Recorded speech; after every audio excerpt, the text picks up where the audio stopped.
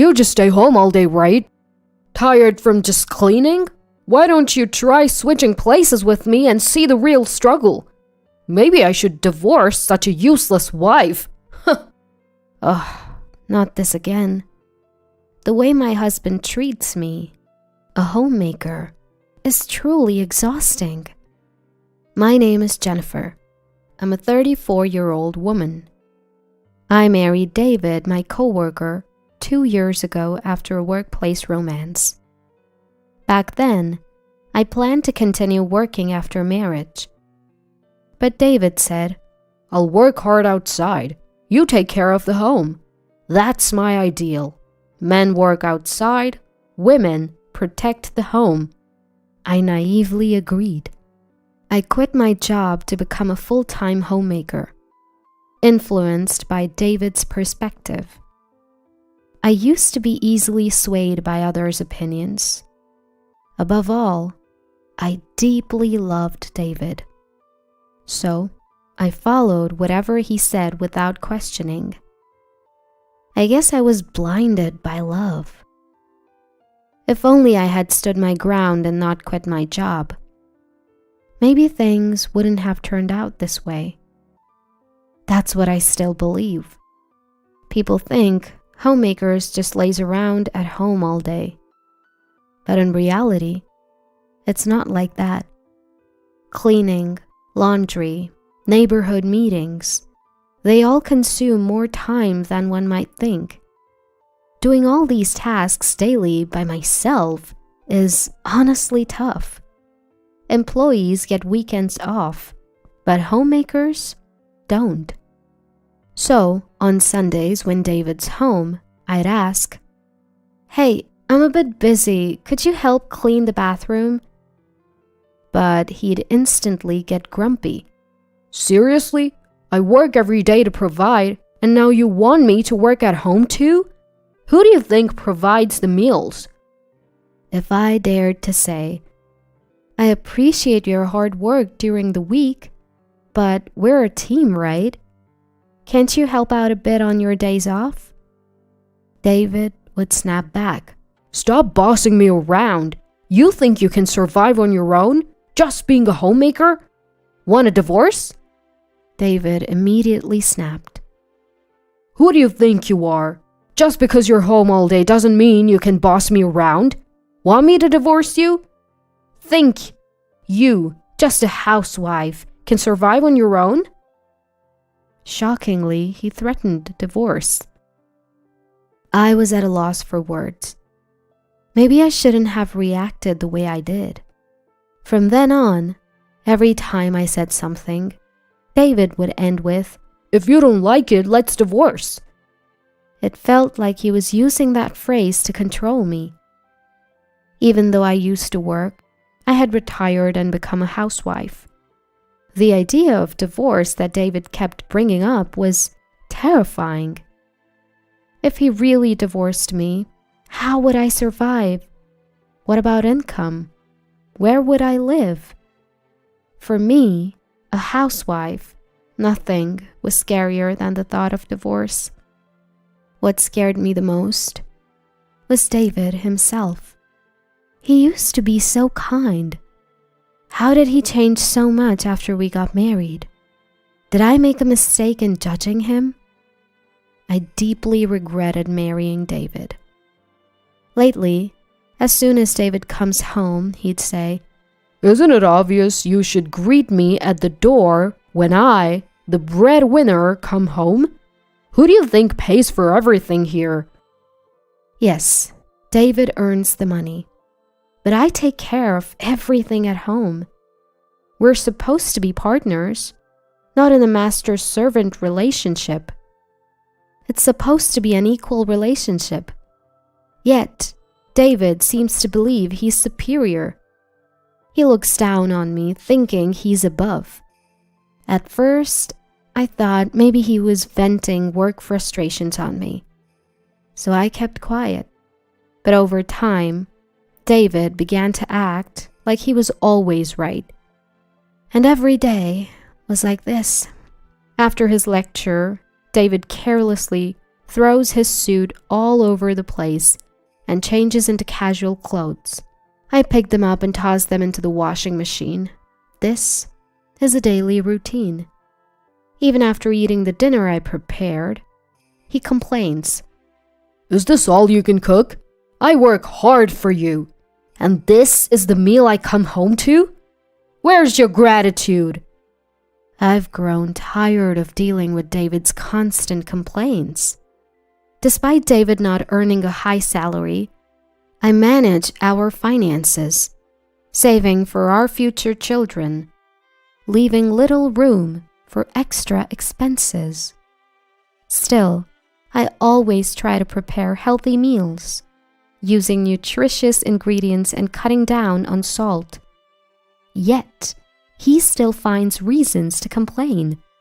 I felt like everything I did was being negated, and my self-confidence dwindled day by day. On top of that, he demands $500 a month for his personal expenses. If I gave him that much, our finances would be in the red. At first, I used some of my savings to cover the expenses, but that wasn't sustainable. So, I tapped into my connections and started a remote job that I could do from home. Of course, I didn't tell David. You see, a while back I had mentioned, "Hey, things are a bit tight with our finances. I was thinking of getting a part-time job. Is that okay?" To which he snapped. What? Are you saying I don't earn enough? You probably just want extra cash to splurge, right? You should just stick to taking care of the house. Knowing David, I was sure that if I earned, he'd just take more for his personal expenses. So, I decided to work remotely without telling David. The money I earned went towards our living expenses and savings for the future. A former colleague introduced me to his remote job. I would log into the company system and handle administrative tasks, mainly settling travel expenses claimed by employees. Having experience from my previous job, the work wasn't challenging. More than that, being home all day, this remote job gave me a sense of purpose. It felt rewarding. Then, one day, after juggling remote work and household chores, I was exhausted. I decided to take a short break and lay down on the sofa. That was a mistake. I unintentionally fell asleep and was awakened by David in the evening. It was already night. Of course, dinner wasn't ready, and neither was the bathroom. David, seeing this, sighed and said, What were you doing all day? Lounging around? Neglecting the house? I come home and you're just napping on the sofa. Seriously, homemakers are just leeches. Usually I wouldn't react to David's words, but that day I was tired, so I snapped back. What's your problem? I just happened to fall asleep today. Stop making it sound like I do nothing all day. David, not expecting a retort, turned red with anger. You're defying me? I'm the head of this household. How dare you speak to me in that tone? If you're going to be defiant, leave this house. Well, maybe I will. I've been waiting to take some time for myself anyway. It was a classic case of tit for tat. I quickly packed some essentials and headed to a nearby hotel. The look of shock on David's face as I left was priceless. He probably never imagined I'd actually leave. In the past, I would have just been bewildered if David told me to leave. But now, things were different. After all, I had my remote job as a source of income. Being confined to the house and only doing household chores, this job became my only connection to the outside world. The feeling of being appreciated and thanked directly for my work. Seeing my efforts being rewarded with a paycheck. Having never received gratitude from David for all the housework, this job had become a significant part of my life. Thanks to my remote job, I gained confidence and strength. Maybe some time apart would be good for both of us. With that thought, I lived in the hotel for about a week. During that time, I continued my remote work from the hotel and even uncovered some fraudulent activities by an employee. Then, one day, my phone rang. It was David. I was thinking it might be time for me to return home, so I hoped this call would be the perfect opportunity. When I answered, David said, "Hey, isn't it about time you came back? You've had some time to reflect, right?" Who does he think needs to reflect here? Even as I was at loss for words, David continued, "You must be missing me, right? Life must be tough without me. If you apologize, I'll let you come back home." Such arrogance from him. Who does he think he is? So I decided to play it humble and said, "I'm really sorry. It was my fault. I miss you every day. Please let me come back home." To my surprise, he responded with such relief. "I knew it. You can't handle life without me. Fine, come back home." He couldn't even see through my act. I was taken aback, but decided to return home with an innocent face. When I got back, the house was a complete mess. Clothes were scattered all over the floor, with no place to step. Trash overflowed from the bin, giving off a foul smell. Dirty dishes piled up in the sink. In just a week, he managed to turn the place upside down. I was almost impressed. I thought maybe he'd have cooled off in my absence. Maybe he'd have taken care of the house. All my maybes were shattered. He probably called me back because he couldn't handle the mess anymore. Not because he missed me or felt sorry. Realizing this, I was disappointed in David. I couldn't believe it had come to this. I was once again disappointed by David's carelessness, but in a way, I was grateful because it gave me the push I needed to do what I had planned for David without any hesitation. For about a month, I acted as if nothing was wrong at home. I cleaned up the mess David made and followed his every command, even when he complained. Then, the day of reckoning came. I executed the plan I had prepared and waited for David to come home. I didn't prepare dinner or even the bathroom. When David came home, he was angry that I hadn't greeted him at the door or prepared dinner. I simply apologized. "I'm sorry, I was so busy today and couldn't get to it." Feeling empowered by my submissive attitude, David lashed out even more than usual, and then he said those words. "You're just a parasite, you know. You can't earn money and can't even manage the house properly. I wonder what would happen to a woman like you if we divorced. Maybe I should just file for divorce, huh?" I had been waiting for him to say that. The word divorce that David flaunted like a badge of honor. With a smile, I replied, "You don't need to file. I've already prepared the divorce papers."